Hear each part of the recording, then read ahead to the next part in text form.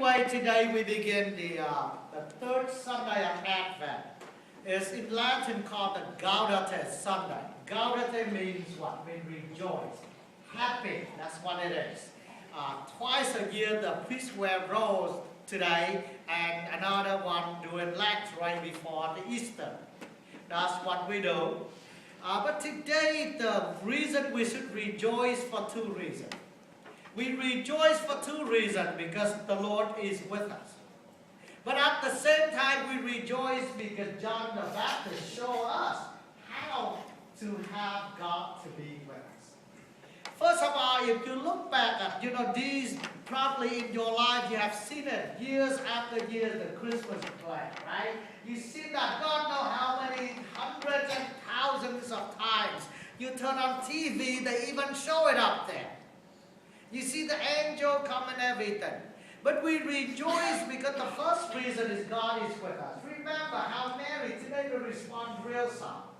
That's what we read today. Mary said, "My soul rejoiced in the Lord." She rejoiced because the Lord was with her. Then after the Lord was with her, she came and visited Elizabeth. And John the Baptist, who was in Elizabeth's womb, lifted up for joy. And what John the Baptist couldn't say anything at that time. The only thing he could say was using his leg, kicking his mother's womb. But other than that, but then his mother said, "How could this be? Because the Lord, the mother of the Lord, is here with us." As soon as she said that, John in the womb, now I don't know how many months, probably 3, 4, 6 months, right? According to the Bible, it was 6 months pregnant. John was in there, and he recognized that, and he lifted up for joy. Well, when the Lord came, he brings joy to all of us. Rejoice. Now let's look at your life and my life. How do we rejoice in these days? Oh, we're like, "Oh my God, I gotta do this as a family, gonna come," and it seems like it's a season of burden. Well, because we worry about too many things, and we don't allow the Lord to come. Because when the Lord comes, we rejoice. That's the first reason. The second why we should rejoice, we learn from John the Baptist. Man, I admire that guy, because he was a big celebrity walking at that time. Okay, you can know that. When the people said, the scribes and the Pharisees come and talk to you, because you gotta be pretty well known. Okay, imagine I'm in a little town here. Then remember, he was in the middle of nowhere. Okay? And imagine this. We hear the little mountain zoo. Suddenly you see the whole convoy from Washington, D.C. going down. With the CIA director, the FBI director, the Homeland Security, the Vice President come and ask you, "Hey, who's Martino?" Well, you gotta be pretty well known. The guy was a celebrity, not just a local one. He's an international celebrity. People was flocking there to listen to him. He was high up here. Everybody comes because of his name was John. And guess what? When the people came and asked, okay? And he said, "Well, I'm not the Christ. I'm not the prophet." Man, this guy is honest. Alright? Now, I might tell people I'm not the Christ, but probably, if they ask you, "Are you the prophet?" I say, "Well, you do it. You identify yourself. Whatever you want."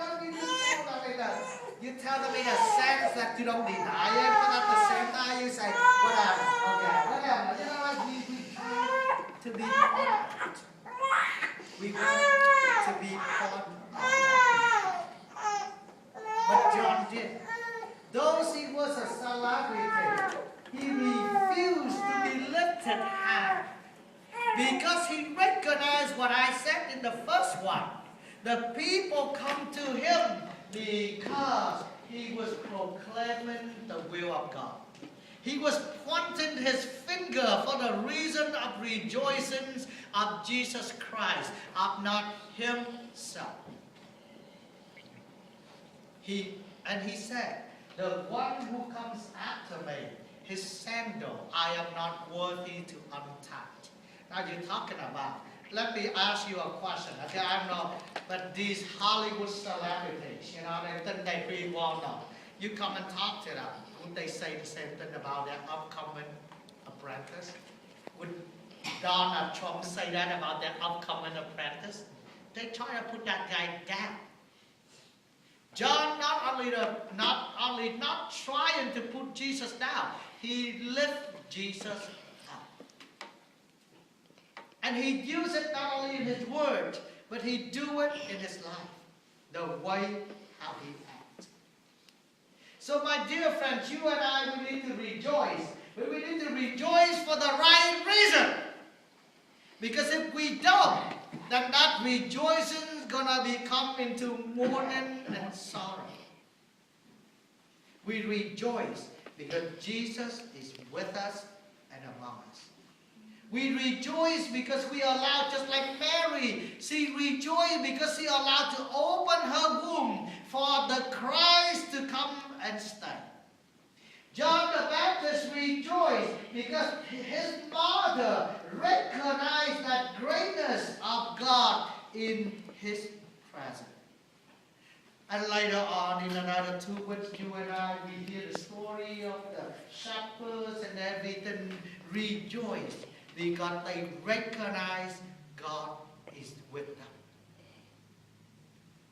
You and I, where is God in our life? Are we ready? Or when God comes, we say, oh my God, God, just give me a few more days. I'm kind of still cleaning up, I'm not ready yet. Are we ready to accept that rejoicing in God? Are we ready for God to come and stay? That's what the sacrament of reconciliation is about. To prepare a room in our heart for Christ. Now, this is what I use all the time. If I decided to stay somewhere here in Montezuma tonight, some of you say, oh, Father, I got a room. I got a spare room in my house. Okay? I bet you. But as soon as I'm going home with you, you just say, hey, Father, sit here and take a drink. You make sure you run in that room here. Hey, unless you clean up a little bit, right? Even the room is pretty clean, but wouldn't you come in there and make sure before you let me come in? And I'm just talking, this is just a regular Martino here, man. You're talking about Christ, say that I'm coming. Would we like to do some cleaning up for him? Always, hey God, my house, mi casa, tu casa, my house is your house. Is that what I did say it right? Is that I said the Spanish right? Mi casa es tu casa. My house, your house, do whatever you want. The room is there, the bed is there. Nobody been living in there. I've been throwing junk in there for quite long, but go ahead and sleep, Lord. It's fine. We don't do that, right?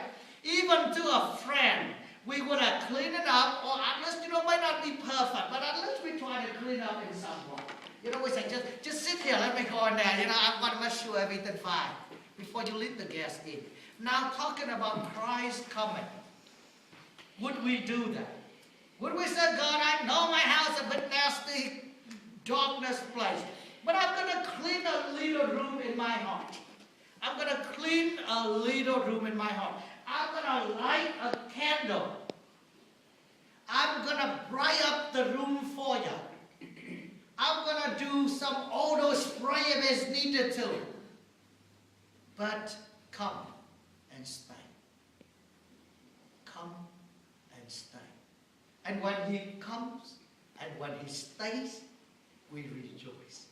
It's just a natural reaction.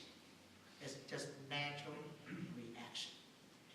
So my dear friend, this Tuesday night here in Montezuma, San Michael, I and all the priests will be available for your sacrament of reconciliation. And if you cannot make it this Tuesday night, next Tuesday night I'm going to be in St. Mary's in Americas. I invite you to come. We have Mass at 6 o'clock. And then after Mass, we stop, eat a little bit. If we want to go to Mass, bring something quick so we can eat after that. And then at 7 o'clock, I will have the penance service, a little penance service. And then about 10 minutes, and then we begin to reconcile with God, to do the house cleaning, so that he can come and stay. can we have the courage to say what we sing in the entrance song? Oh come, Emmanuel. Or we should say, oh delay, Emmanuel, because I'm not ready yet. Which word are we